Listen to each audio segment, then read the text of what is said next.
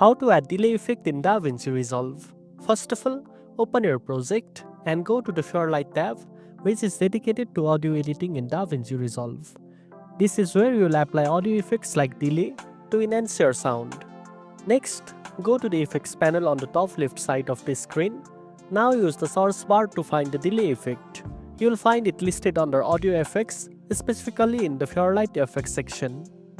Once you find it, drag and drop the delay effect directly onto the audio clip you want to edit in your timeline.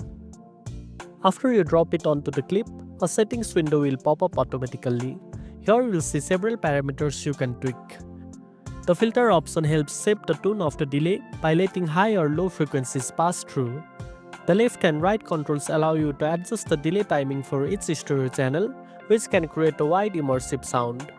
The feedback controls how much of the delayed sound is sent back into the effect for repeating echoes, and the output adjusts the final volume of the effect.